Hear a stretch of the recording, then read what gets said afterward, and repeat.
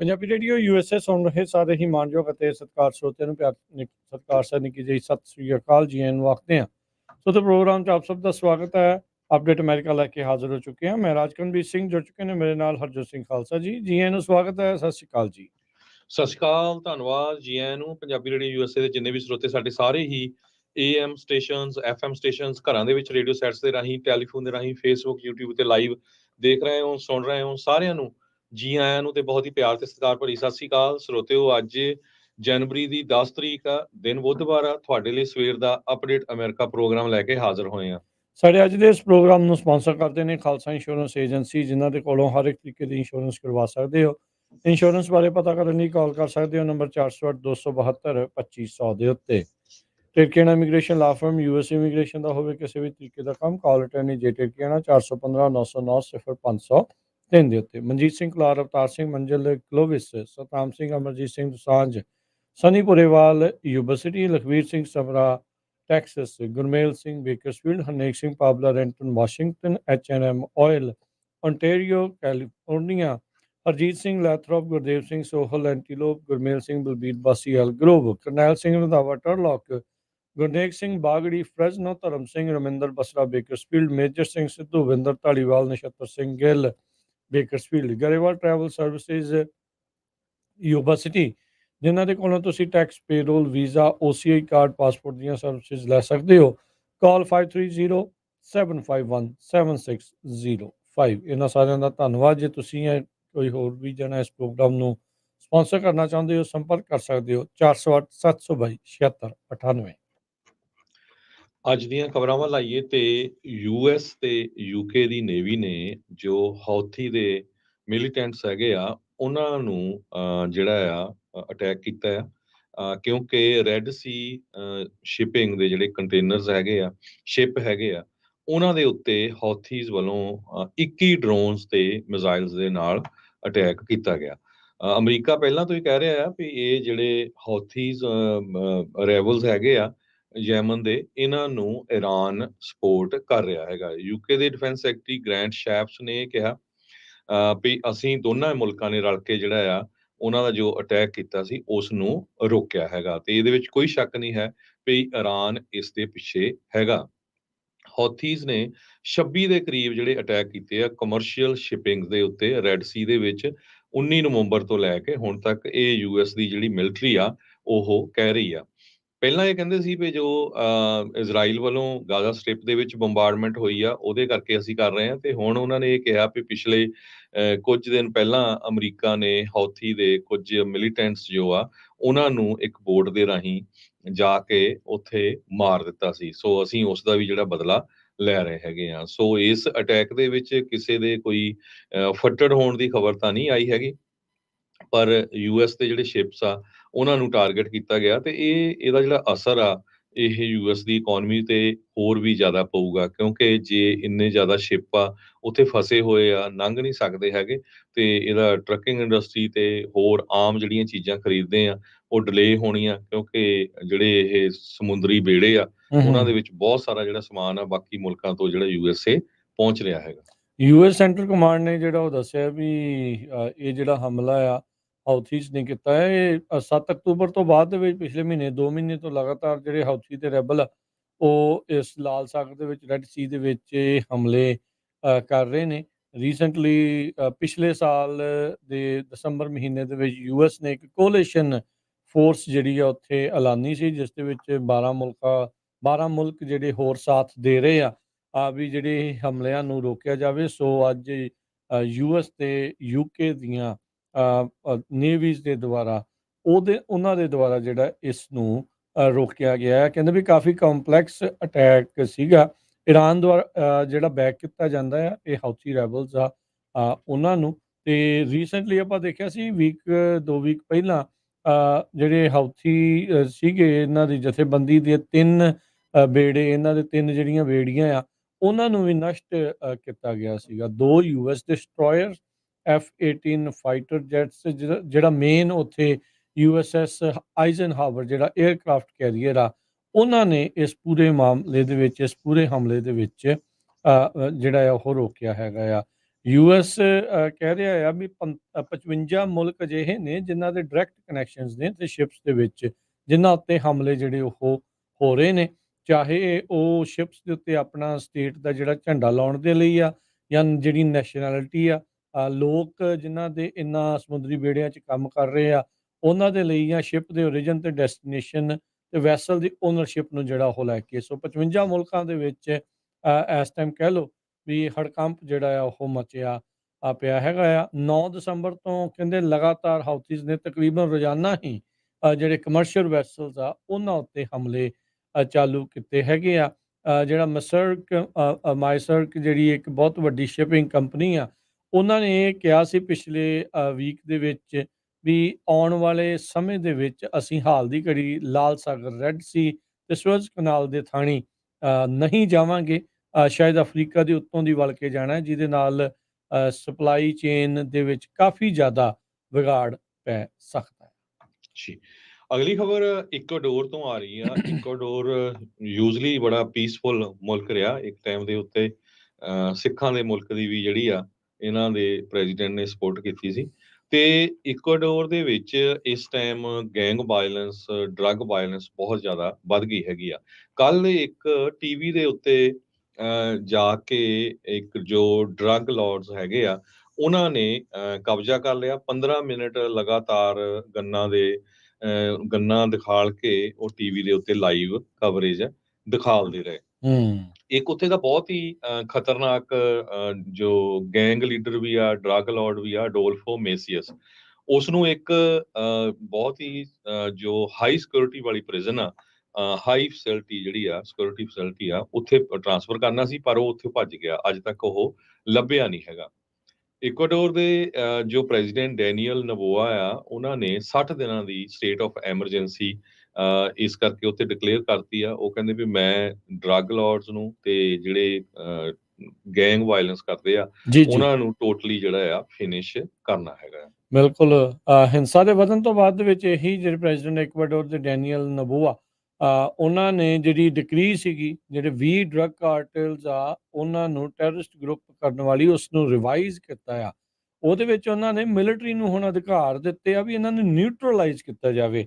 ਹੁਣ ਨਿਊਟਰਲਾਈਜ਼ ਦਾ ਮਤਲਬ ਕਿ ਗੋਲੀ ਮਾਰ ਕੇ ਮਾਰ ਦੇਣਾ, ਤੇ ਕਹਿੰਦੇ ਪਰ ਨਾਲ ਉਹਨਾਂ ਨੇ ਕਿਹਾ ਵੀ ਵਿਦਿਨ ਬਾਉਂਡਸ ਆਫ ਇੰਟਰਨੈਸ਼ਨਲ ਹਿਊਮੈਨਿਟੇਰੀਅਨ ਲਾ, ਵੀ ਜਿਹੜੇ ਅੰਤਰਰਾਸ਼ਟਰੀ ਇਨਸਾਨੀਅਤ ਦੇ ਕਾਨੂੰਨ ਆ ਉਹਦੇ ਵਿੱਚ ਰਹਿ ਕੇ ਤੁਸੀਂ ਇਹਨਾਂ ਨੂੰ ਨਿਊਟਰਲਾਈਜ਼ ਕਰਨਾ ਆ। ਸੋ ਕਾਫੀ ਕੇਓਸ ਇਸ ਟਾਈਮ ਉੱਥੇ ਬਣਿਆ ਪਿਆ ਹੈਗਾ ਆ। ਤੇ ਕਹਿੰਦੇ ਵੀ ਟ੍ਰਾਂਸਫਰ ਹੋਣਾ ਸੀ, ਜਿੰਨਾ ਤੁਸੀਂ ਦੱਸ ਰਹੇ ਆ ਵੀ ਇੱਕ ਹੋਰ ਸਿਕਿਉਰਿਟੀ ਫੈਸਿਲਿਟੀ ਦੇ ਵਿੱਚ ਜਿਹੜਾ ਮੇਨ ਡਰੱਗ ਲਾਰਡ ਆ, ਤੇ ਉਸ ਤੋਂ ਬਾਅਦ ਸੋ ਇਕਵਾਡੋਰ ਤੋਂ, ਕੋਲੰਬੀਆ ਤੋਂ, ਮੈਕਸੀਕੋ ਚੋਂ, ਲੈਟਿਨ ਅਮਰੀਕਾ ਦੇ ਵਿੱਚ ਬਹੁਤ ਸਾਰੇ ਜਿਹੜੇ ਮੁਲਕ ਆ ਇਸ ਟਾਈਮ ਵੈਸੇ ਵੀ ਨਸ਼ੇ ਦਾ ਕੇਂਦਰ ਜਿਹੜਾ ਬਣੇ ਆ, ਜਿੱਥੇ ਨਸ਼ਾ ਪ੍ਰੋਡਿਊਸ ਹੋ ਕੇ ਦੁਨੀਆ ਭਰ ਦੇ ਵਿੱਚ ਫੈਲ ਰਿਹਾ ਆ। ਅਮਰੀਕਾ ਦੇ ਵਿੱਚ ਵੀ ਬਹੁਤ ਸਾਰਾ ਜਿਹੜਾ ਕ੍ਰਾਸ ਬਾਰਡਰ ਨਸ਼ਾ ਜਿਹੜਾ ਆ ਉਹ ਇਹਨਾਂ ਮੁਲਕਾਂ ਤੋਂ ਓਰੀਜਨ ਹੋ ਕੇ ਅਕਸਰ ਜਿਹੜਾ ਉਹ ਪਹੁੰਚਦਾ ਰਹਿੰਦਾ ਆ। ਸੋ ਕਾਫੀ ਜ਼ਿਆਦਾ ਇਸ ਟਾਈਮ ਸਥਿਤੀ ਮਾੜੀ ਕਹਿ ਲਓ ਵੀ ਬਣੀ ਪਈ ਆ ਲੈਟਿਨ ਅਮਰੀਕਾ ਦੇ ਵਿੱਚ।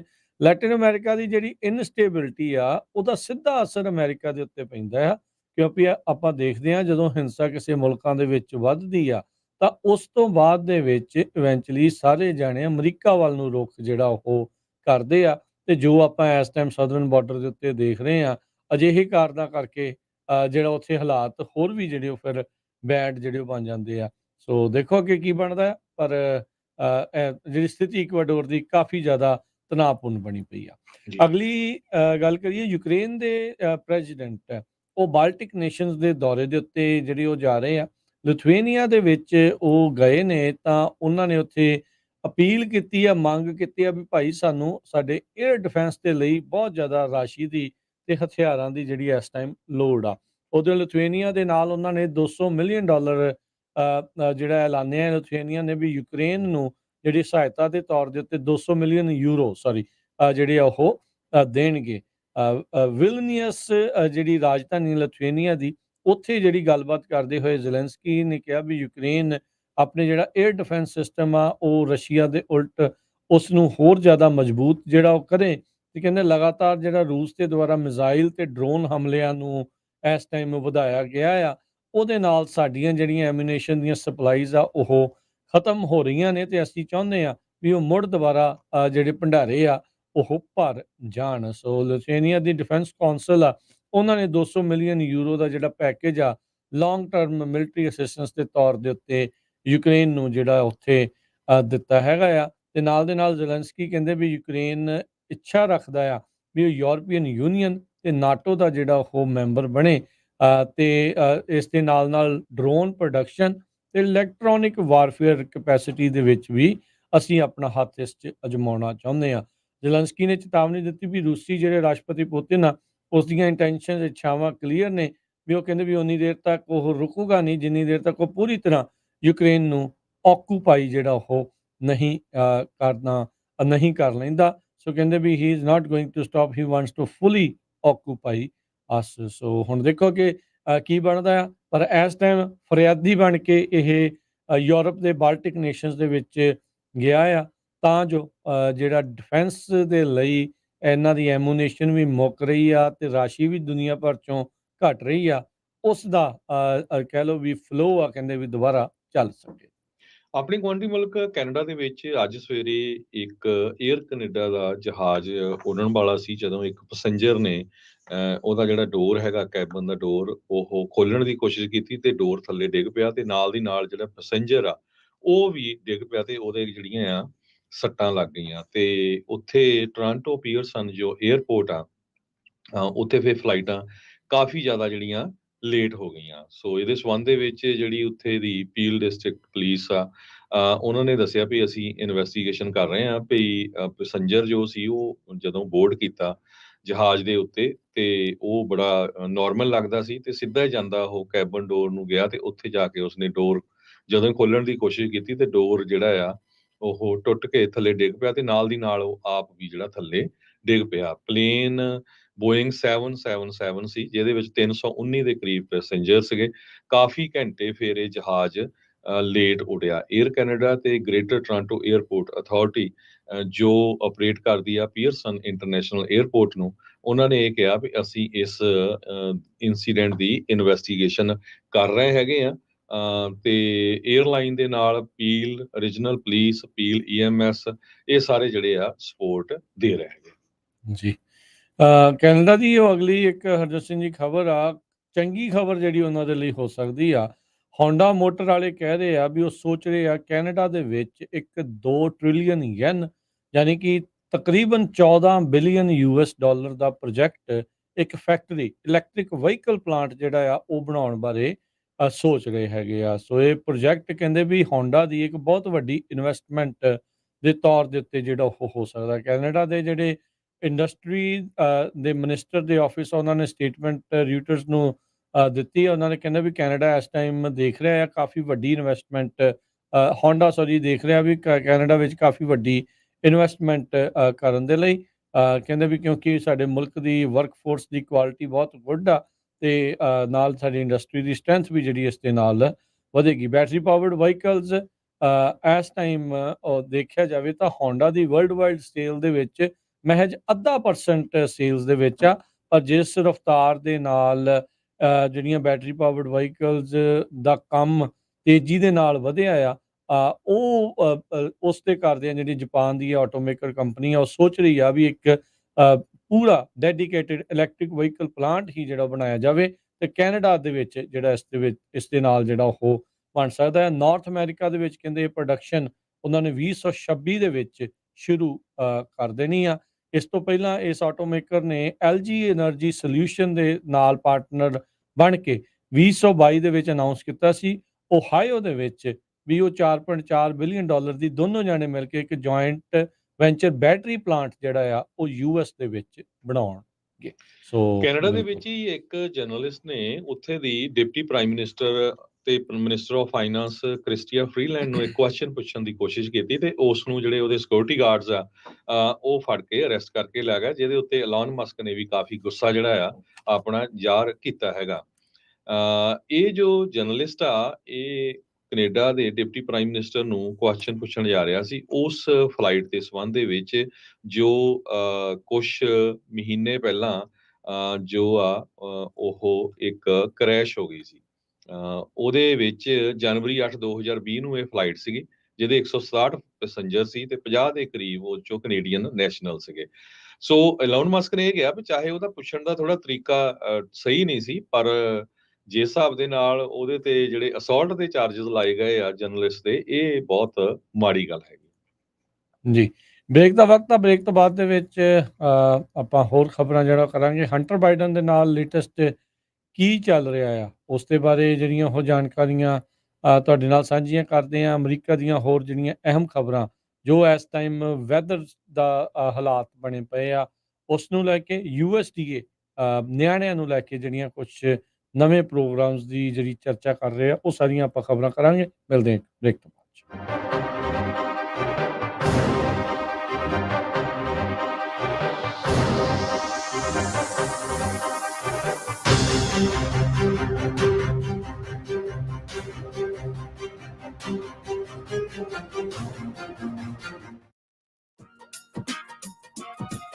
ਸਤਿ ਸ਼੍ਰੀ ਅਕਾਲ, ਮੈਂ ਹਾਂ ਅਰਪਿਤ ਸਿੰਘ ਫਰੋਮ ਪੋਰਟਲੈਂਡ ਤੇ ਤੁਸੀਂ ਸੁਣ ਰਹੇ ਹੋ ਪੰਜਾਬੀ ਰੇਡੀਓ USA।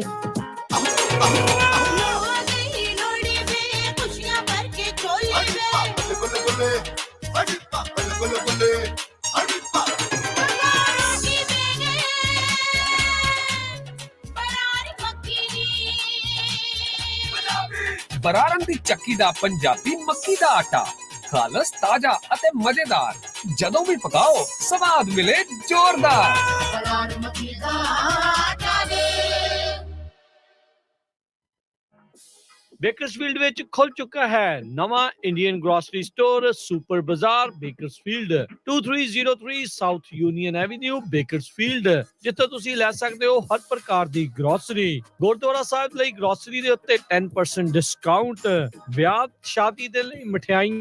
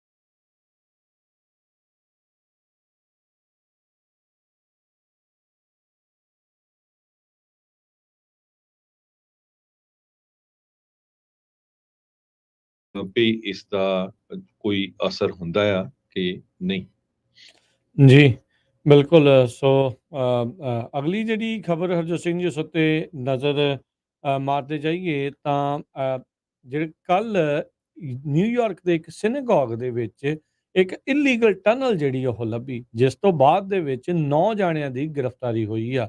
ਹਮਾਸ ਦੇ ਦੁਆਰਾ ਜਿਹੜੀਆਂ ਟਨਲਸ ਨੂੰ ਲੈ ਕੇ ਆਪਾਂ ਸੁਣਦੇ ਰਹੇ ਹਾਂ ਵੀ ਉੱਥੇ ਕੀ ਕੁਛ ਚੱਲ ਰਿਹਾ ਹੈ ਗਾਜ਼ਾ ਪੱਟੀ ਦੇ ਵਿੱਚ।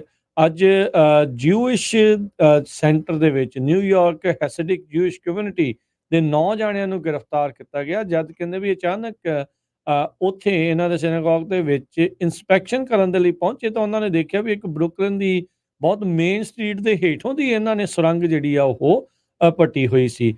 ਪੁਲਿਸ ਵੀ ਇਸ ਦੇ ਵਿੱਚ ਆਬਵੀਅਸਲੀ ਇਨਵੋਲਵ ਜਿਹੜੀ ਹੋਈ, ਇਹਨਾਂ ਨੂੰ ਪਰੇ ਵੀ ਜਿਹੜਾ ਉਹ ਰੋਕਿਆ ਗਿਆ। ਸ਼ਬਾਦ ਕਰਕੇ ਇੱਕ ਜਿਹੜਾ ਗਰੁੱਪ ਆ ਉਹਨਾਂ ਨੇ ਜਿਹੜਾ ਉਹ ਦੇਖਿਆ, ਕਹਿੰਦੇ ਵੀ ਇੱਕ ਬਹੁਤ ਪੁਰਾਣੀ ਇੱਕ ਜੂਇਸ਼ ਸਾਈਟ ਆ ਉੱਥੇ, ਉਸ ਦੇ ਹੇਠਾਂ ਥਣੀ ਜਿਹੜੀ ਇਹ ਸੁਰੰਗ ਕੱਢੀ ਗਈ ਹੈਗੀ ਆ। ਸੋ ਉਸ ਤੋਂ ਬਾਅਦ ਦੇ ਵਿੱਚ ਘਸੁੰਨ-ਮੁੱਕੀ ਵੀ ਹੋਏ। ਇਹ ਜਿਹੜੇ ਨੌਜਵਾਨ ਸੀਗੇ ਜੂਇਸ਼ ਕਮਿਊਨਿਟੀ ਦੇ ਪੁਲਿਸ ਵਾਲਿਆਂ ਦੇ ਨਾਲ, ਤੇ ਕਹਿੰਦੇ ਵੀ ਕੋਸ਼ਿਸ਼ ਕੀਤੀ ਜਾ ਰਹੀ ਸੀ ਵੀ ਇਹ ਜਿਹੜੀ ਸੁਰੰਗ ਆ ਉਸ ਨੂੰ ਸੀਮੈਂਟ ਦੇ ਨਾਲ ਭਰ ਦਿੱਤਾ ਜਿਹੜਾ ਉਹ ਜਾਵੇ, ਤੇ ਜਦ ਉਹਨਾਂ ਨੇ ਰੋਕਣ ਦੀ ਕੋਸ਼ਿਸ਼ ਕੀਤੀ ਗਈ ਤਾਂ ਫਿਰ ਹੱਥੋਂ-ਪਾਈ ਹੋਣ ਤੋਂ ਬਾਅਦ ਦੇ ਵਿੱਚ ਇਵੈਂਚੁਅਲੀ ਇਹਨਾਂ ਚੋਂ 9 ਜਾਣਿਆਂ ਨੂੰ ਜਿਹੜਾ ਉਹ ਗ੍ਰਿਫਤਾਰ ਕਰ ਲਿਆ ਗਿਆ ਹੈਗਾ ਆ। ਇੱਕ ਜਾਣੇ ਨੇ ਉੱਥੇ ਦੇ ਲੋਕਲ ਨੇ ਜਿਹੜਾ ਨਿਊਯਾਰਕ ਟਾਈਮਸ ਦੇ ਨਾਲ ਗੱਲ ਕਰਦੇ ਹੋਏ ਕਿਹਾ ਵੀ ਜਿਹੜੀ ਸਿਨੇਗੋਗ ਦੀ ਐਕਸਪੈਂਸ਼ਨ ਨੂੰ ਲੈ ਕੇ ਇਹ ਜਿਹੜੀ ਆਪ ਇਹ ਟਨਲ ਆ ਉੱਥੇ ਬਣਾ ਰਹੇ ਸੀਗੇ। ਸੋ ਹੁਣ ਦੇਖੋ ਕੀ ਬਣਦਾ ਆ। 9 ਮੈਂਬਰ ਜਿਹੜੇ ਨਿਊਯਾਰਕ ਹੈਸਿਡਿਕ ਜੂਇਸ਼ ਕਮਿਊਨਿਟੀ ਦੇ ਹੁਣ ਗ੍ਰਿਫਤਾਰ ਹੋਏ ਆ। ਤੇ ਇਹ ਕਹਿੰਦੇ ਵੀ ਇੱਕ ਇਲੀਗਲ ਟਨਲ ਬਹੁਤ ਹੀ ਮੇਨ ਬਰੁਕਲਿਨ ਦੀ ਸਟਰੀਟ ਦੇ ਹੇਠਾਂ ਥਾਣੀ ਇਹਨਾਂ ਨੇ ਸੁਰੰਗ ਜਿਹੜੀ ਆ ਉਹ ਕੱਢੀ ਸੀ। ਸ਼ਬਾਦ ਲੂਬਾਵਿਚ ਦਾ ਜਿਹੜਾ ਹੈੱਡਕੁਆਟਰ ਜਿੱਥੇ ਆ ਉਸ ਦੇ ਹੇਠਾਂ ਇਹ ਜਿਹੜੀ ਸੁਰੰਗ ਲੰਘ ਰਹੀ ਸੀ। ਅਲਾਸਕਾ 에ਅਰਲਾਈਨ ਨੇ ਹੋਰ ਜਿਹੜੇ ਹਾਰਡਵੇਅਰ ਆ ਉਹ ਲੂਜ਼ ਲੱਭੇ ਆ ਬੋਇੰਗ 737 ਮੈਕਸ 9 ਜਹਾਜ਼ ਦੇ ਉੱਤੇ। ਪਿਛਲੇ ਦਿਨਾਂ ਦੇ ਵਿੱਚ ਤੁਸੀਂ ਦੇਖਿਆ ਜਾਂ ਵੀ ਅਲਾਸਕਾ 에ਅਰਲਾਈਨ ਦਾ ਇੱਕ ਜਿਹੜਾ ਡੋਰ ਆ ਉਹ ਡਿੱਗ ਪਿਆ ਸੀ। ਉਸ ਤੋਂ ਬਾਅਦ ਬਹੁਤ ਸਾਰੀਆਂ ਇਹਨਾਂ ਦੀਆਂ ਫਲਾਈਟਸ ਨੂੰ ਗਰਾਊਂਡ ਵੀ ਕੀਤਾ ਗਿਆ ਸੀ। ਮੰਡੇ ਨੂੰ ਇੱਕ ਸਟੇਟਮੈਂਟ ਜਾਰੀ ਕੀਤੀ ਗਈ ਆ ਅਲਾਸਕਾ 에ਅਰਲਾਈਨ ਵੱਲੋਂ। ਉਹਦੇ ਵਿੱਚ ਉਹਨਾਂ ਨੇ ਇੰਡੀਕੇਟ ਕੀਤਾ ਆ ਵੀ ਕਈ ਜਹਾਜ਼ਾਂ ਦੇ ਉੱਤੇ ਲੂਜ਼ ਹਾਰਡਵੇਅਰ ਵਿਜ਼ੀਬਲ ਹੈਗੇ ਆ। ਸੋ ਇਹ ਇੱਕ ਬੜੀ ਖਤਰੇ ਵਾਲੀ ਘੰਟੀ ਆ, ਕਿਉਂਕਿ ਆਪਾਂ ਸਾਰੇ ਜੋ ਟਰੈਵਲ ਕਰਦੇ ਆ 에ਅਰਲਾਈਨਸ ਦੇ ਵਿੱਚ, 에ਅਰਲਾਈਨ ਨੇ ਇਹ ਕਿਹਾ ਆ ਵੀ ਫਾਈਨਲ ਪੇਪਰ ਵਰਕ ਬੋਇੰਗ ਤੋਂ ਅਸੀਂ ਉਸ ਦੀ ਵੇਟ ਕਰ ਰਹੇ ਹੈਗੇ ਆ। ਜੋ 171 ਬੋਇੰਗ 737 ਮੈਕਸ 9 ਪਲੇਨਸ ਦੇ ਜਹਾਜ਼ਾਂ ਦੇ ਸੰਬੰਧ ਦੇ ਵਿੱਚ ਵੀ ਸਾਰਿਆਂ ਦੀ ਜਿਹੜੀ ਇਨਸਪੈਕਸ਼ਨ ਆ ਉਹ ਬਿਲਕੁਲ ਸਹੀ ਹੋਣੀ ਚਾਹੀਦੀ ਆ। ਯੂਨਾਈਟਿਡ 에ਅਰਲਾਈਨ ਨੇ ਵੀ ਇਹ ਕਿਹਾ ਵੀ ਪ੍ਰੀਲਿਮਿਨਰੀ ਚੈੱਕ ਤੋਂ ਬਾਅਦ ਉਹਨਾਂ ਨੇ ਕੁਝ ਬੋਲਟਸ ਲੱਭੇ ਆ ਜਿਹੜੇ ਟਾਈਟ ਨਹੀਂ ਸੀ ਡੋਰਾਂ ਦੇ ਉੱਤੇ। ਇਹ ਅਲਾਸਕਾ 에ਅਰਲਾਈਨ ਦੀ ਫਲਾਈਟ ਜਿਹੜੀ 1282 ਆ ਉਹ ਤੋਂ ਬਾਅਦ ਯੂਨਾਈਟਿਡ ਨੇ 10 ਦੇ ਕਰੀਬ ਜਿਹੜੇ ਜਹਾਜ਼ ਆ ਉਹ ਲੱਭੇ, ਜਿਨ੍ਹਾਂ ਦੇ ਵਿੱਚ ਇਨਸਪੈਕਸ਼ਨ ਕਰਨ ਦੇ ਦੌਰਾਨ ਪਤਾ ਲੱਗਿਆ ਵੀ ਜੋ ਬੋਲਟਸ ਆ ਉਹ ਲੂਜ਼ ਹੈਗੇ ਆ। ਸੋ ਇਹ ਇੱਕ ਵੱਡੀ ਪ੍ਰੋਬਲਮ ਆ। ਹੁਣ ਦੇਖਦੇ ਕਿੰਨੀ ਕੁ ਜਲਦੀ ਇਹ ਇਸ ਨੂੰ ਫਿਕਸ ਕਰਦੇ ਆ, ਪਰ ਲੋਕਾਂ ਦੇ ਵਿੱਚ ਘਬਰਾਹਟ ਜ਼ਰੂਰ ਆ ਵੀ ਇੰਨੇ ਜਹਾਜ਼ਾਂ ਦੇ ਜਿਹੜੇ ਹਾਰਡਵੇਅਰ ਆ ਉਹ ਲੂਜ਼ ਕਿਉਂ ਹੈਗੇ ਆ। ਜੀ ਬਿਲਕੁਲ। ਇਹਨਾਂ ਨੇ ਕੱਲ ਵੀ ਆਪਾਂ ਕਰ ਰਹੇ ਸੀ ਰਿਪੋਰਟ ਦੱਸੀ ਸੀ ਵੀ ਕਿਸ ਤਰੀਕੇ ਦੇ ਨਾਲ ਜਿਹੜੇ ਫਿਰ ਮੈਕਸ 9 ਜਹਾਜ਼ ਆ ਉਹਨਾਂ ਨੂੰ ਹੁਣ ਗਰਾਊਂਡ ਕਰਕੇ ਰੱਖਿਆ ਹੈਗਾ। ਅਗਲੀ ਗੱਲ ਕਰੀਏ ਵੈਦਰ ਕੰਡੀਸ਼ਨਸ ਪੂਰੇ ਮੁਲਕ ਭਰ ਦੇ ਵਿੱਚ ਬਹੁਤ ਮਾੜੀਆਂ ਜਿਹੜੀਆਂ ਉਹ ਚੱਲ ਰਹੀਆਂ ਆ। ਕਿਤੇ ਟੋਰਨੈਡੋ ਆ, ਕਿਤੇ ਮੀਂਹ ਆ, ਫਲੱਡ ਆ, ਤੇ ਕਿਤੇ ਬਹੁਤ ਭਾਰੀ ਬਰਫ਼ਬਾਰੀ ਹੋ ਰਹੀ ਆ। ਇਸ ਦੇ ਕਰਕੇ ਹੁਣ ਤੱਕ ਘੱਟੋ ਘੱਟ 5 ਜਾਣਿਆਂ ਦੇ ਮਰਨ ਦੀ ਰਿਪੋਰਟ ਆ ਰਹੀ ਆ। ਮੌਨਸਟਰ ਸਟਾਰਮ ਇਸ ਟਾਈਮ ਵੱਖ-ਵੱਖ ਥਾਵਾਂ ਦੇ ਉੱਤੇ ਆ ਰਹੇ ਆ। ਸੋ ਤੁਸੀਂ ਦੇਖੋ ਵੀ ਕੁਦਰਤੀ ਆਫਤਾਂ ਇੱਕੋ ਟਾਈਮ ਦੇ ਉੱਤੇ 3-4 ਤਰ੍ਹਾਂ ਦੀਆਂ ਆਪਾਂ ਨੂੰ ਦੇਖਣ ਨੂੰ ਮਿਲ ਰਹੀਆਂ ਆ। ਜਿੱਥੇ ਫਲੋਰੀਡਾ ਦੇ ਵਿੱਚ ਟੋਰਨੈਡੋਜ਼ ਨੇ ਹੜਕੰਪ ਜਿਹੜਾ ਆ ਉਹ ਮਚਾਇਆ ਆ। ਉਧਰ ਨਾਰਥ ਈਸਟ ਵਾਲੇ ਪਾਸੇ, ਈਸਟਰਨ ਕੋਸਟ ਵਾਲੇ ਪਾਸੇ ਭਾਰੀ ਬਰਫ਼ਬਾਰੀ ਮੀਂਹ ਦੇ ਕਰਕੇ ਵੀ ਜਿਹੜੀ ਸਥਿਤੀ ਮਾੜੀ ਹੋਈ ਪਈ ਆ। ਅਮਰੀਕਾ ਦੀ ਤਕਰੀਬਨ ਅੱਧੀ ਪਾਪੂਲੇਸ਼ਨ ਇਸ ਟਾਈਮ ਵਿੰਟਰ ਵੈਦਰ ਅਲਰਟਸ ਦੇ ਅੰਡਰ ਚੱਲ ਰਹੀ ਆ। ਕੱਲ ਵੀ ਆਪਾਂ ਜ਼ਿਕਰ ਕੀਤਾ ਸੀ 50 ਦੇ ਵਿੱਚੋਂ 49 ਜਿਹੜੇ ਅਜਿਹੇ ਵਾਹਦ ਸੂਬੇ ਆ ਜਿਨ੍ਹਾਂ ਦੇ ਵਿੱਚ ਕਿਸੇ ਨਾ ਕਿਸੇ ਤਰੀਕੇ ਦਾ ਵੈਦਰ ਅਲਰਟ ਜਿਹੜਾ ਆ ਉਹ ਐਲਾਨਿਆ ਗਿਆ ਹੋਇਆ ਹੈ। ਇਸ ਮੌਕੇ 164 ਮਿਲੀਅਨ ਲੋਕ ਵੈਦਰ ਅਲਰਟਸ ਦੇ ਅੰਡਰ ਨੇ। ਹਵਾਈ ਦੇ ਵਿੱਚ ਵੀ ਕਹਿੰਦੇ ਵੀ ਵੈਦਰ ਇਸ ਟਾਈਮ ਮੈਸੀ ਜਿਹੜਾ ਆ ਉਹ ਬਣਿਆ ਪਿਆ ਹੈ। ਪੈਸੀਫਿਕ ਨਾਰਥ ਵੈਸਟ ਤੋਂ ਲੈ ਕੇ ਪਲੇਨਸ ਦੇ ਵਿੱਚ, Gulf cost, south, mid Atlantic ਦੇ ਵਿੱਚ ਇਸ ਟਾਈਮ ਜਿਹੜਾ ਉਹ ਬਣਿਆ ਪਿਆ ਹੈ। 5 ਜਣਿਆਂ ਦੀ ਮੌਤ ਹੋ ਚੁੱਕੀ ਆ ਤੇ ਕਹਿੰਦੇ ਇਸ ਟਾਈਮ ਸੈਂਕੜੇ ਹੀ, ਹਜ਼ਾਰਾਂ ਹੀ ਜਿਹੜੇ ਲੋਕ ਨੇ, ਲੱਖਾਂ ਹੀ, ਉਹ ਹਨੇਰੇ ਦੇ ਵਿੱਚ ਨੇ, ਕਿਉਂਕਿ ਬਹੁਤ ਸਾਰੇ ਥਾਵਾਂ ਦੇ ਉੱਤੇ ਬਿਜਲੀ ਜਿਹੜੀ ਆ ਇਹਨਾਂ ਵੈਦਰ ਕੰਡੀਸ਼ਨਸ ਦੇ ਕਰਕੇ ਜਿਹੜੀ ਆ ਉਹ ਬੰਦ ਹੋਈ ਪਈ ਆ। 1 ਇੰਚ ਪਰ ਆਵਰ ਦੇ ਹਿਸਾਬ ਦੇ ਨਾਲ ਇਸ ਟਾਈਮ ਮਵਾਈ ਦੇ ਵਿੱਚ ਮੀਂਹ ਪੈ ਰਿਹਾ ਆ, ਜਿਹਦੇ ਕਰਕੇ ਫਲੈਸ਼ ਫਲੱਡਿੰਗ ਦੀ ਸੰਭਾਵਨਾ ਬਣੀ ਪਈ ਆ। 6 ਲੱਖ ਤੋਂ ਵੱਧ એનર્ਜੀ ਕਸਟਮਰਸ ਇਕੱਲੇ ਜਿਹੜੇ ਫਲੋਰੀਡਾ ਤੋਂ ਲੈ ਕੇ ਨਿਊਯਾਰਕ ਦੇ ਵਿੱਚ ਉਹ ਇਸ ਮੌਕੇ ਬਿਜਲੀ ਤੋਂ ਬਗੈਰ ਨੇ। ਮਲਟੀਪਲ ਟੋਰਨੇਡੋਜ਼ ਸਾਊਥ ਕੈਰੋਲੀਨਾ ਦੇ ਨਾਲ ਫਲੋਰੀਡਾ ਦੇ ਵਿੱਚ ਰਿਪੋਰਟ ਕੀਤੇ ਗਏ ਨੇ, ਜਿੱਥੇ ਕਿ ਇੱਕ ਪਾਸੇ ਕੋਲਡ ਸਟਾਰਮ ਆ, ਉੱਤੇ ਜਿਹੜੇ ਬਰਫ਼ ਪੈ ਰਹੀ ਆ, ਤੇ ਥੱਲੇ ਜਿਹੜਾ ਵਾਰਮਰ ਕੰਡੀਸ਼ਨਸ ਆ ਉਹਦੇ ਨਾਲ ਜਿਹੜੇ ਟੋਰਨੇਡੋਜ਼ ਆ ਉਹ ਬਹੁਤ ਜ਼ਿਆਦਾ ਕ੍ਰੀਏਟ ਹੋ ਰਹੇ ਆ। ਫਲੋਰੀਡਾ ਤੋਂ ਲੈ ਕੇ ਵਰਜੀਨੀਆ ਤੱਕ ਟੋਰਨੇਡੋ ਵਾਚਿਸ ਤੇ ਵਾਰਨਿੰਗਸ ਉਹ ਐਲਾਨੀਆਂ ਗਈਆਂ ਆ। ਬਹੁਤ ਸਾਰੀਆਂ ਫਲਾਈਟਸ ਜਿਹੜੀਆਂ ਆ ਉਹ ਕੈਂਸਲ ਤੇ ਰੱਦ ਜਿਹੜੀਆਂ ਇਸ ਕਰਕੇ ਹੋ ਰਹੀਆਂ ਆ। ਆਮ ਲੋਕਾਂ ਦੇ ਜੀਵਨ ਦੇ ਵਿੱਚ ਬੁਰੀ ਤਰ੍ਹਾਂ ਜਿਹੜੀ ਉਹ ਪ੍ਰਭਾਵ ਜਿਹੜਾ ਪਿਆ ਆ। ਐਟਲਾਂਟਾ ਦੇ ਸਬ ਅਰਬਨ ਇਲਾਕੇ ਦੇ ਵਿੱਚ ਇੱਕ ਰੁੱਖ ਡਿੱਗਣ ਕਰਕੇ ਕਾਰ ਦੇ ਉੱਥੇ ਇੱਕ ਬੰਦੇ ਦੀ ਜਿਹੜੀ ਮੌਤ ਹੋਈ ਦੱਸੀ ਜਾਂਦੀ ਆ।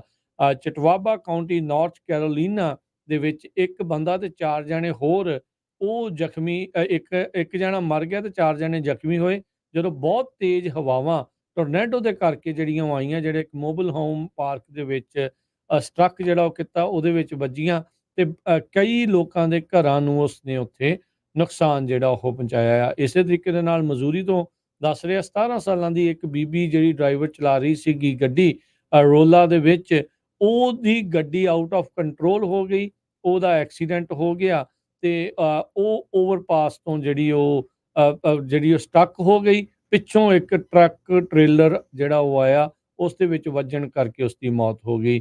ਇਸੇ ਤਰੀਕੇ ਦੇ ਨਾਲ ਮਜ਼ੂਰੀ ਦੇ ਵਿੱਚ ਆਈਸੀ ਕੰਡੀਸ਼ਨਸ ਕਰਕੇ ਬਹੁਤ ਸਾਰੇ ਐਕਸੀਡੈਂਟ ਹੋਏ। ਉੱਥੇ ਵੀ ਇੱਕ 18 ਸਾਲਾਂ ਦੀ ਜਿਹੜੀ ਡਰਾਈਵਰ ਆ ਉਸਨੂੰ ਬਹੁਤ ਭਿਆਨਕ ਸੱਟਾਂ ਜਿਹੜੀਆਂ ਉਹ ਲੱਗੀਆਂ ਆ। ਸੋ ਹਾਲਾਤ ਕਾਫੀ ਜ਼ਿਆਦਾ ਜਿਹੜੇ ਇਸ ਟਾਈਮ ਮਾੜੇ ਜਿਹੜੇ ਉਹ ਹੋਏ ਪਏ ਨੇ। ਸੋ ਕੋਈ ਕਹਿ ਰਿਹਾ ਆ, ਕੋਈ ਮੰਨੇ ਚਾਹੇ ਨਾ ਮੰਨੇ, ਪਰ ਜਿਸ ਤਰੀਕੇ ਦੇ ਨਾਲ ਕਲਾਈਮੇਟ ਦੇ ਵਿੱਚ ਤਬਦੀਲੀ ਤੇ ਇੰਨੇ ਜ਼ਿਆਦਾ ਜਿਹੜੀਆਂ ਨੈਚੁਰਲ ਕਲੈਮਿਟੀਜ਼ ਜਿਹੜਾ ਆਉਣਾ ਆ, ਉਸ ਦੇ ਨਾਲ ਕਾਫੀ ਹਾਲਾਤ ਲੋਕਾਂ ਦੇ ਮਾੜੇ ਹੋਏ ਪਏ ਆ। ਅੱਗੇ ਤਾਂ ਹੁੰਦਾ ਸੀ ਨਾ ਵੀ ਕਿਸੇ ਵਰੇ ਛਮਾਈ ਤਾਂ ਉਸ ਤੋਂ ਵੀ ਬਾਅਦ ਦੇ ਵਿੱਚ ਕਈ ਸਾਲਾਂ ਬਾਅਦ ਹੋਣਾ, ਪਰ ਹੁਣ ਐਵਰੀ ਈਅਰ ਜਦੋਂ ਸਾਲ ਦੇ ਵਿੱਚ ਇੱਕ 2 ਵਾਰੀ ਇਦਾਂ ਦੀਆਂ ਚੀਜ਼ਾਂ ਹੋਣ ਲੱਗ ਜਾਣ ਤਾਂ ਹਾਲਾਤ ਕਾਫੀ ਜ਼ਿਆਦਾ ਬਦਲ ਜਾਂਦੇ। ਦੁਨੀਆ ਦੀ ਸੁਪਰ ਪਾਵਰ ਅਮਰੀਕਾ ਦੀ ਰਾਜਧਾਨੀ ਦੀ ਜੇ ਗੱਲ ਕਰਦੇ ਜਾਈਏ, ਇੰਨਾ ਜ਼ਿਆਦਾ ਉੱਥੇ ਮਰਡਰ ਵਧੇ ਆ, ਕ੍ਰਾਈਮ ਵਧਿਆ ਆ, ਚੋਰੀਆਂ ਵਧੀਆਂ ਆ, ਤੁਹਾਡੇ ਲਈ ਯਕੀਨ ਕਰਨਾ ਬੜਾ ਔਖਾ ਹੋਊਗਾ। ਪਿਛਲੇ ਸਾਲ ਦੇ ਵਿੱਚ 52 ਬਿਜ਼ਨੈਸਸ ਉਹਨਾਂ 'ਚ ਮੇਨਲੀ ਰੈਸਟੋਰੈਂਟ ਆ, ਉਹ ਵਾਸ਼ਿੰਗਟਨ DC ਦੇ ਵਿੱਚ ਬੰਦ ਹੋਏ ਹੈਗੇ ਆ। 2022 ਦੇ ਵਿੱਚ 48 ਬੰਦ ਹੋਏ ਸੀ ਤੇ 2021 ਦੇ ਵਿੱਚ 41 ਬੰਦ ਹੋਏ ਸੀ। ਰੈਸਟੋਰੈਂਟ ਐਸੋਸੀਏਸ਼ਨ ਮੈਟਰੋਪੋਲੀਟਨ ਵਾਸ਼ਿੰਗਟਨ ਨੇ ਦੱਸਿਆ ਹੈਗਾ। ਵਾਸ਼ਿੰਗਟਨ DC ਦੇ ਵਿੱਚ ਸਨ 2023 ਦੇ ਵਿੱਚ 274 ਮਰਡਰ ਹੋਏ ਆ, ਕਹਿੰਦੇ ਸਭ ਤੋਂ ਹਾਈਐਸਟ ਆ। ਜਿਹੜੀਆਂ ਰੋਬਰੀਜ਼ ਆ 67% ਵਧੀਆਂ ਹੈਗੀਆਂ। 23% ਜਿਹੜੇ ਥੈਫਟ ਆ, ਕਾਰਾਂ ਦੇ ਚੋਰੀ ਆ, ਉਹ ਵਧੀ ਹੈਗੀ ਆ। ਸੋ ਇਦਾਂ ਦੀ ਜਿਹੜੀ ਸਿਚੁਏਸ਼ਨ ਆ ਉਹ ਵਾਸ਼ਿੰਗਟਨ DC ਦੇ ਵਿੱਚ, ਜਿਹੜੀ ਸਾਡੀ ਰਾਜਧਾਨੀ ਆ ਅਮਰੀਕਾ ਦੀ, ਉੱਥੇ ਬਣੀ ਹੋਈ ਆ। ਤੇ ਲੋਕ ਜੋ ਬਿਜ਼ਨੈਸਸ ਕਰ ਨਹੀਂ ਸਕਦੇ, ਕਹਿੰਦੇ ਵੀ ਇੰਨਾ ਕ੍ਰਾਈਮ ਵਧਿਆ ਤੇ ਸਾਡੇ ਲਈ ਕੋਈ ਇਹ ਪ੍ਰੋਫਿਟੇਬਲ ਨਹੀਂ। ਚੋਰੀਆਂ, ਜਿਹੜੀਆਂ ਬ੍ਰੇਕ-ਇਨਸ, ਮਰਡਰ, ਤੇ ਇਹ ਸਾਰੇ ਕਾਸੇ ਨੂੰ ਦੇਖਦੇ ਹੋਏ ਹੁਣ ਵਾਸ਼ਿੰਗਟਨ ਦੀ ਜਿਹੜੀ ਪੁਲਿਸ ਆ ਉਹ ਪਤਾ ਨਹੀਂ ਕੀ ਸੋਚ ਰਹੀ ਆ, ਪਰ ਇਹਦਾ ਜਿਹੜਾ ਮੈਸੇਜ ਆ ਦੁਨੀਆ ਦੇ ਉੱਤੇ ਕਿੱਦਾਂ ਦਾ ਜਾ ਰਿਹਾ, ਇਹ ਤੁਸੀਂ ਖੁਦ ਸੋਚ ਸਕਦੇ ਹੋ। ਜੀ, USDA US department of agriculture ਆ, ਉਹਨਾਂ ਨੇ ਕਿਹਾ ਵੀ ਇੱਕ ਜਿਹੜਾ ਸਮਰ ਫੂਡ ਬੈਨੀਫਿਟ ਪ੍ਰੋਗਰਾਮ ਦੇ ਤਹਿਤ ਤਕਰੀਬਨ 21 ਮਿਲੀਅਨ ਜਿਹੜੇ ਨਿਆਣੇ ਆ ਉਹਨਾਂ ਨੂੰ ਲਾਭ ਬੈਨੀਫਿਟ ਜਿਹੜਾ ਉਹ ਮਿਲ ਸਕਦਾ ਆ। ਇੱਕ ਨਵਾਂ ਪ੍ਰੋਗਰਾਮ 2024 ਦੇ ਵਿੱਚ ਇਹ ਚਾਲੂ ਜਿਹੜਾ ਉਹ ਕਰ ਰਹੇ ਆ। US ਤੇ ਉਹਦੀਆਂ ਟੈਰੀਟਰੀਜ਼ ਦੇ ਵਿੱਚ ਜਿਹੜੇ ਫੂਡ ਬੈਨੀਫਿਟਸ ਹੈ ਸਮਰ ਦੇ ਵਿੱਚ ਨਵੇਂ ਪਰਮਾਨੈਂਟ ਇੱਕ ਫੈਡਰਲ ਪ੍ਰੋਗਰਾਮ ਦੇ ਤਹਿਤ ਦੱਸੇ ਜਿਹੜੇ ਉਹਨਾਂ ਨੂੰ ਫਾਇਦੇ ਜਿਹੜੇ ਮਿਲਣਗੇ। 35 ਸਟੇਟ ਤੇ ਸਾਰੀਆਂ 5 ਜਿਹੜੀਆਂ US ਟੈਰੀਟਰੀਜ਼ ਤੇ ਜਿਹੜੇ 4 ਟ੍ਰਾਈਬਸ ਆ, ਉਹਨਾਂ ਨੇ ਇਸ ਪ੍ਰੋਗਰਾਮ ਦੇ ਵਿੱਚ ਸ਼ਮੂਲੀਅਤ ਕੀਤੀ ਆ। Summer electronic benefit transfer program ਜਾਂ ਇਸ ਨੂੰ ਸਬਰ EBT ਦੇ ਨਾਂ ਦੇ ਨਾਲ ਵੀ ਜਿਹੜਾ ਉਹ ਜਾਣਿਆ ਜਾਂਦਾ ਆ। ਕਹਿੰਦਾ ਵੀ ਸਰਕਾਰ ਇਸ ਦੇ ਤਹਿਤ ਐਗਜ਼ਿਸਟਿੰਗ ਪ੍ਰੋਗਰਾਮਸ ਚੱਲ ਰਹੇ ਜਿਹੜੇ ਆ ਉਹਨਾਂ ਨੂੰ ਇਹ ਸਪਲੀਮੈਂਟ ਜਿਹੜੇ ਉਹ ਕਰਨਗੇ। ਐਗਰੀਕਲਚਰ ਦੇ ਜਿਹੜੇ ਸਕੱਤਰ ਨੇ ਟੌਮ ਵਿਲਸੈਕ, ਉਹਨਾਂ ਨੇ ਕਿਹਾ ਵੀ ਕੋਈ ਵੀ ਨਿਆਣਾ ਇਸ ਮੁਲਕ ਦੇ ਵਿੱਚ ਭੁੱਖਾ ਜਿਹੜਾ ਆ ਉਹ ਨਹੀਂ ਰਹਿਣਾ ਚਾਹੀਦਾ। ਤੇ ਕਹਿੰਦੇ ਇਸੇ ਲਈ ਜਦੋਂ ਸਮਰ ਦੇ ਵਿੱਚ ਛੁੱਟੀਆਂ ਵੀ ਹੁੰਦੀਆਂ ਆ ਵੀ ਉਦੋਂ ਇਸ ਤਰੀਕੇ ਦੇ ਨਾਲ ਨਿਆਣਿਆਂ ਨੂੰ ਭੋਜਨ ਜਿਹੜਾ ਉਹ ਮਿਲਣਾ ਚਾਹੀਦਾ ਆ। ਪਹਿਲੀ ਵਾਰੀ ਇਹ ਪ੍ਰੋਗਰਾਮ ਦਸੰਬਰ 2022 ਦੇ ਵਿੱਚ ਚਾਲੂ ਕੀਤਾ ਗਿਆ ਸੀ। ਕਾਂਗਰਸ ਨੇ ਸਮਰ EBT ਪ੍ਰੋਗਰਾਮ ਨੂੰ ਹੁਣ 2024 ਦੇ ਵਿੱਚ ਪਰਮਾਨੈਂਟ ਜਿਹੜਾ ਉਹ ਕਰ ਦਿੱਤਾ। ਕਹਿੰਦੇ ਵੀ ਕਈ ਸਾਲਾਂ ਦੀ ਟੈਸਟਿੰਗ ਤੋਂ ਬਾਅਦ ਦੇ ਵਿੱਚ ਇਹ ਜਿਹੜਾ ਉਹ ਦੇਖਿਆ ਗਿਆ ਆ। ਜਿਹੜੀਆਂ ਸਟੇਟਸ ਨੇ ਇਸ ਵਾਰ ਆਪਟ ਇਨ ਨਹੀਂ ਕੀਤਾ ਉਹਨਾਂ ਨੂੰ ਅਗਲੇ ਸਾਲ 2025 ਦੇ ਵਿੱਚ ਦੁਬਾਰਾ ਚੁਣਨ ਦਾ ਵੀ ਜਿਹੜਾ ਉਹ ਮੌਕਾ ਮਿਲੇਗਾ। ਤੇ ਕਹਿੰਦੇ ਵੀ ਕਿਹੜੇ ਐਲੀਜੀਬਲ ਹੋਣਗੇ ਲੋਕ ਜਿਹੜੇ ਸਮਰ EBT ਦੇ ਲਈ। ਜਿਹੜੇ ਪਰਿਵਾਰ ਬੱਚਿਆਂ ਵਾਲੇ ਐਲੀਜੀਬਲ ਹੈਗੇ ਨੇ ਫ੍ਰੀ ਤੇ ਰਿਡਿਊਸਡ ਪ੍ਰਾਈਸ ਲੰਚਸ ਦੇ ਲਈ।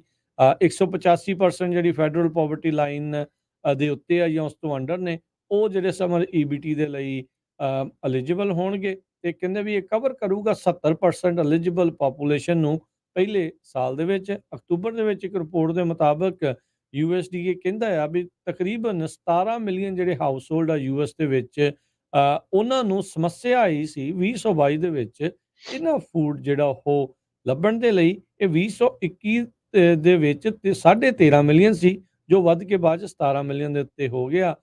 ਕਿਉਂਕਿ ਜਿਹੜਾ federal food aid program pandemic ਵਾਲਾ ਸੀ ਇਵੈਂਚੁਅਲੀ ਜਿਹੜੇ ਉਹ ਬੰਦ ਹੋ ਰਹੇ ਸੀ। ਸੋ $40 ਪ੍ਰਤੀ ਮਹੀਨਾ ਨਿਆਣਿਆਂ ਦੇ ਲਈ ਸਮਰ ਦੇ ਵਿੱਚ ਐਲੀਜੀਬਲ ਪਰਿਵਾਰਸ ਨੂੰ ਜਿਹੜਾ ਉਹ ਮਿਲ ਸਕਦਾ ਆ। ਤੇ ਮੈਕਸਿਮਮ ਜਿਹੜਾ ਟੋਟਲ ਹੈ $120 ਪਰ ਨਿਆਣੇ ਦੇ ਹਿਸਾਬ ਦੇ ਨਾਲ। EBT ਕਾਰਡ ਦੇ ਵਿੱਚ ਕਹਿੰਦੇ ਵੀ ਮਨੀ ਲੋਡ ਕੀਤੀ ਜਾਊਗੀ। ਕਹਿੰਦੇ ਵੀ ਉਹਨਾਂ ਸਟੋਰਾਂ ਦੇ ਉੱਤੇ ਜਿੱਥੇ ਸਨੈਪ ਪ੍ਰੋਗਰਾਮ ਚੱਲਦਾ ਹੈ ਉੱਥੇ ਇਸ ਦੇ ਵਿੱਚ ਤੁਸੀਂ ਵਰਤ ਸਕਦੇ ਆ। ਤੇ ਕਹਿੰਦੇ 2.5 ਬਿਲੀਅਨ ਡਾਲਰ ਦੇ ਜਿਹੜੇ ਗਰੋਸਰੀ ਬੈਨੀਫਿਟਸ ਆ ਉਹ 2024 ਦੇ ਵਿੱਚ USDA ਇਹਨਾਂ ਲੋਕਾਂ ਨੂੰ ਦੇਣ ਜਾ ਰਿਹਾ ਆ।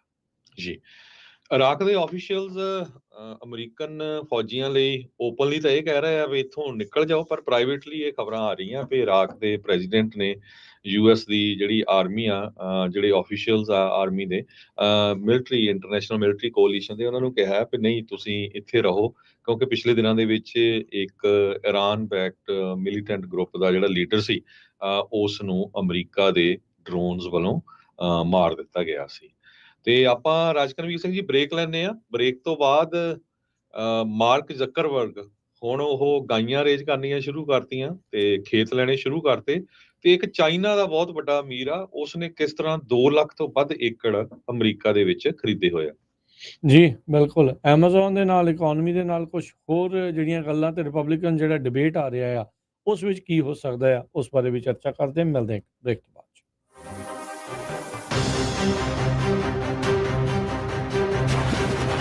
ਇਹ ਹੈ ਪੰਜਾਬੀ ਰੇਡੀਓ USA।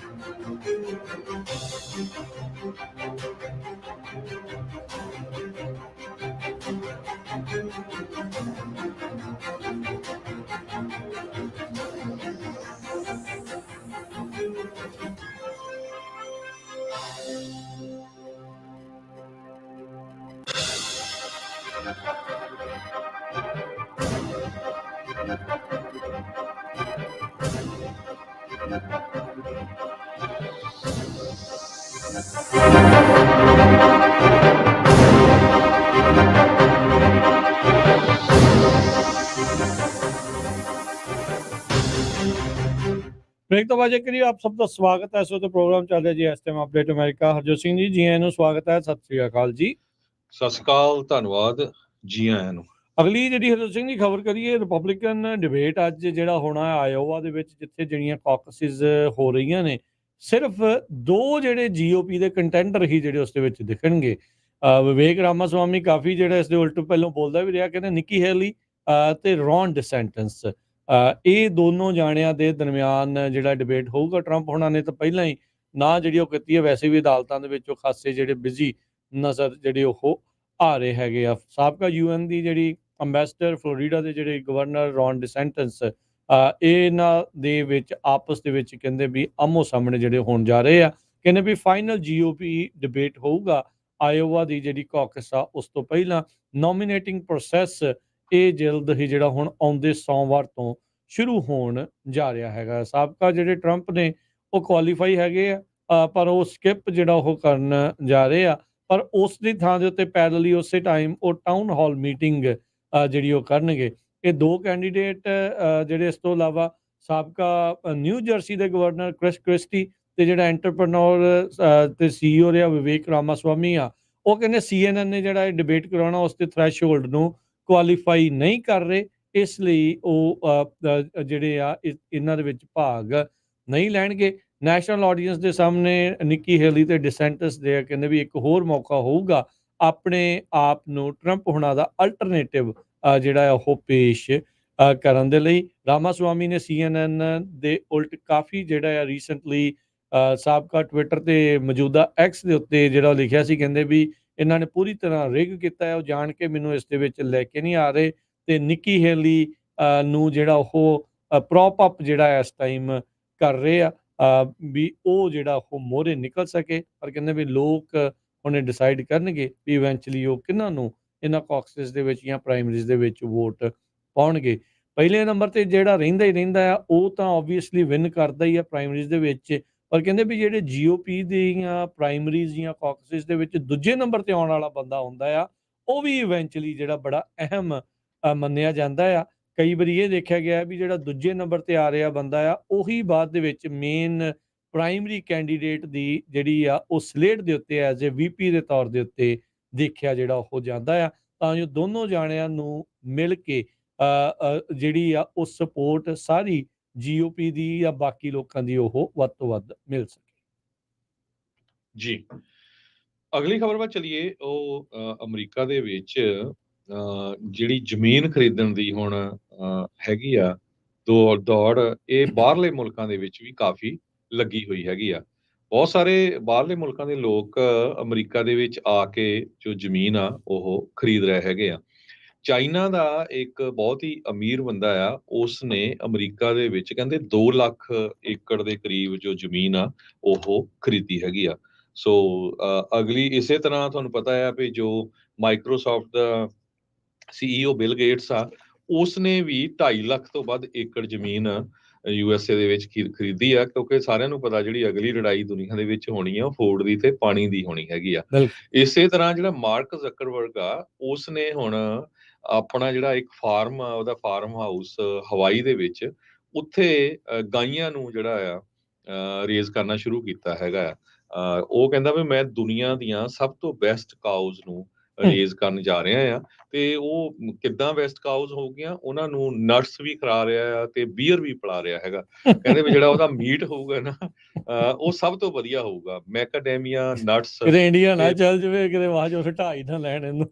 ਤੇ ਬੀਅਰ ਜਿਹੜੀ ਖਿਲਾਏ। ਪਹਿਲਾਂ ਤਾਂ ਜਿਹੜੇ ਭਾਰਤੀ ਮੂਲ ਦੇ ਮੀਡੀਆ ਨੇ ਬੜਾ ਉਸ ਖਬਰ ਨੂੰ ਚੱਕਿਆ ਵੀ ਦੇਖੋ ਜੀ ਮਾਰਕ ਜ਼ਕਰਬਰਗ ਕੈਟਲਸ ਖਾਸ ਕਰਕੇ ਜਿਹੜੀਆਂ ਗਾਈਆਂ ਆ ਉਹਨਾਂ ਨੂੰ ਰੇਜ਼ ਕਰ ਰਿਹਾ ਹੈਗਾ, ਪਰ ਨਾਲ ਦੀ ਨਾਲ ਜਦੋਂ ਉਹਦੀ ਸਟੇਟਮੈਂਟ ਆਈ ਵੀ ਮੇਰਾ ਰੇਜ਼ ਕਰਨ ਦਾ ਮਤਲਬ ਇਹ ਆ ਵੀ ਜਿਹੜਾ ਖਾਣਾ ਗਾਂ ਦਾ ਆ ਮੀਟ ਆ ਸਭ ਤੋਂ ਜ਼ਿਆਦਾ ਡਿਲੀਸ਼ੀਅਸ ਹੋਵੇ, ਉਸ ਕਰਕੇ ਮੈਂ ਰੇਜ਼ ਕਰ ਰਿਹਾ ਹੈਗਾ।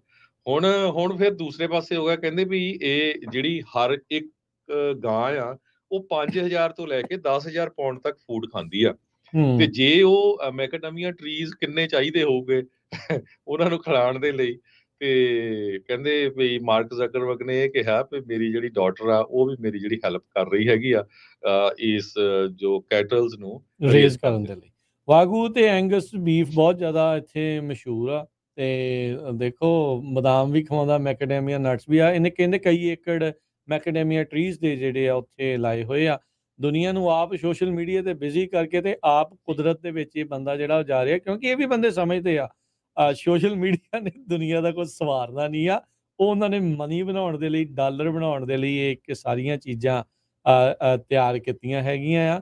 ਸੋ ਆਪਾਂ ਨੂੰ ਵੀ ਭਾਈ ਇਹਨਾਂ ਤੋਂ ਹੀ ਸਿੱਖ ਲਓ। ਜੇ ਇਹਨਾਂ ਦੇ ਮਗਰ ਲਾ ਕੇ ਸੋਸ਼ਲ ਮੀਡੀਆ ਦੇ ਉੱਤੇ ਆਪਾਂ ਫਸੇ ਆ, ਥੋੜਾ ਇਹਨਾਂ ਤੋਂ ਆਪਾਂ ਦੂਰ ਹੋਣ ਦੀ ਕੋਸ਼ਿਸ਼ ਕਰੀਏ। ਇਹ ਸਾਰੇ ਹੀ ਜਾਣੇ ਜਿੰਨੇ ਵੀ ਇਸ ਟਾਈਮ ਇਹ ਅਮੀਰ ਬੰਦੇ ਨੇ ਉਹ ਸਾਰੇ ਜਾਣੇ ਇਦਾਂ ਦੀਆਂ ਚੀਜ਼ਾਂ ਉਹ ਕਰ ਰਹੇ ਆ।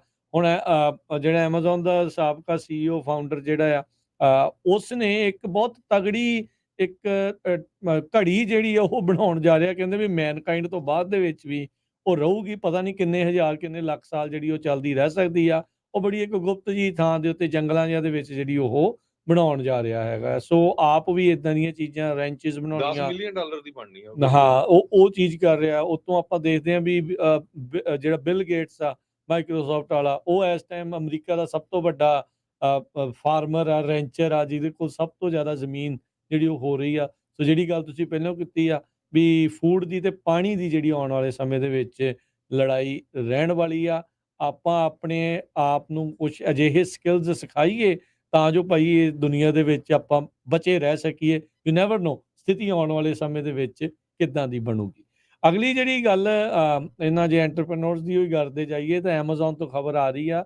ਐਮਾਜ਼ੋਨ ਨੇ ਸੈਂਕੜੇ ਜਿਹੜੀਆਂ ਜੌਬਸ ਆ ਪ੍ਰਾਈਮ ਵੀਡੀਓ ਤੇ ਜਿਹੜਾ MGM ਸਟੂਡੀਓਜ਼ ਇਹਨਾਂ ਨੇ ਬਾਏ ਕੀਤਾ ਸੀ ਉਸ ਦੇ ਵਿੱਚੋਂ ਕੱਟ ਜਿਹੜੀਆਂ ਉਹ ਕਰ ਦਿੱਤੀਆਂ ਆ। ਸੋ ਪ੍ਰਾਈਮ ਵੀਡੀਓ ਨੈਟਫਲਿਕਸ ਤੇ ਬਰਾਬਰ ਸਟ੍ਰੀਮਿੰਗ ਸਰਵਿਸ ਆ, ਬਹੁਤ ਤਗੜੀ ਇੱਕ ਆਪਣੀਆਂ ਉਹ ਹੁਣ ਖੁਦ ਮੂਵੀਜ਼ ਸੀਰੀਜ਼ ਸਾਰਾ ਕੁਝ ਜਿਹੜਾ ਉਹ ਬਣਾਉਂਦੇ ਆ।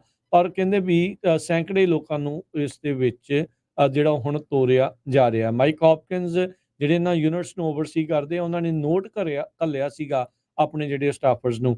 ਐਮਾਜ਼ੋਨ ਦੇ ਵਿੱਚ 2022 ਤੋਂ ਮਾਸ ਲੇਆਫਸ ਦਾ ਸਿਲਸਿਲਾ ਸ਼ੁਰੂ ਜਿਹੜਾ ਹੋ ਚੁੱਕਾ ਆ। ਹਜ਼ਾਰਾਂ ਹੀ ਲੋਕਾਂ ਨੂੰ ਆਲਰੇਡੀ ਜਿਹੜੇ ਆ ਉਹ ਲੇਆਫ ਕਰ ਚੁੱਕੇ ਆ। ਹੁਣ ਤੱਕ 27,000 ਇੰਪਲੋਈਜ਼ ਨੂੰ ਉਹਨਾਂ ਨੇ 2022 ਤੋਂ ਲੈ ਕੇ ਬਾਹਰ ਦਾ ਰਸਤਾ ਪਿੰਕ ਸਲਿੱਪ ਜਿਹੜੇ ਆ ਉਹ ਦੇ ਹਟੇ ਹੈਗੇ ਆ। ਸੋ ਹੁਣ ਦੇਖੋ ਕੀ ਇਸ ਦੇ ਵਿੱਚ ਅੱਗੇ ਜਿਹੜਾ ਉਹ ਬਣਦਾ ਆ। ਕਹਿੰਦੇ ਵੀ ਅਸੀਂ ਬਿਜ਼ਨਸ ਨੂੰ ਲੌਂਗ ਟਰਮ ਸਕਸੈਸ ਬਣਾਉਣ ਦੇ ਲਈ ਜਿਹੜੀਆਂ ਆਪਣੀਆਂ ਇਨਵੈਸਟਮੈਂਟਸ ਆ ਉਹਨਾਂ ਨੂੰ ਪ੍ਰਾਇਓਰਿਟਾਈਜ਼ ਜਿਹੜਾ ਉਹ ਕਰ ਰਹੇ ਆ। ਈ-ਕਾਮਰਸ ਦੇ ਵਿੱਚ ਸਭ ਤੋਂ ਵੱਡਾ ਨਾਮ ਇਸ ਟਾਈਮ ਐਮਾਜ਼ੋਨ ਦਾ ਹੀ ਦੇਖਿਆ ਜਾਂਦਾ ਆ। ਉਹਨਾਂ ਨੇ ਐਂਟਰਟੇਨਮੈਂਟ ਇੰਡਸਟਰੀ ਦੇ ਵਿੱਚ ਵੀ ਹੱਥ ਪੈਰ ਜਿਹੜੇ ਆ ਉਹ ਜ਼ਰੂਰ ਮਾਰੇ ਆ। ਇਸ ਤੋਂ ਪਹਿਲਾਂ ਕਹਿੰਦੇ ਲੇਆਫਸ ਸੇਮ ਡੇ ਜਿਹੜੀਆਂ ਉਹ ਹੋਰ ਵੀ ਆਈਆਂ। ਐਮਾਜ਼ੋਨ ਦੀ ਜਿਹੜੀ ਟਵਿਚ ਦੀ ਲਾਈਵ ਸਟ੍ਰੀਮਿੰਗ ਯੂਨਿਟ ਆ, ਉਹਨਾਂ ਨੇ 500 ਜਾਣਿਆਂ ਨੂੰ ਉੱਥੇ ਲੇਆਫ ਜਿਹੜਾ ਉਹ ਕੀਤਾ ਆ। ਹੁਣ ਤੁਸੀਂ ਆਪ ਅੰਦਾਜ਼ਾ ਇਕਨੋਮੀ ਦਾ ਇਸ ਤੋਂ ਆਪਾਂ ਜਿਹੜਾ ਉਹ ਲਾ ਸਕਦੇ ਆ। ਵੱਡੀਆਂ ਕੰਪਨੀਆਂ ਲੋਕਾਂ ਨੂੰ ਲੇਆਫ ਕਰ ਰਹੀਆਂ ਆ, ਆਪਣੇ ਬਜਟਸ ਦੇ ਵਿੱਚ ਪ੍ਰਾਇਓਰਿਟਾਈਜ਼ ਜਿਹੜੀਆਂ ਉਹ ਕਰ ਰਹੀਆਂ ਆ।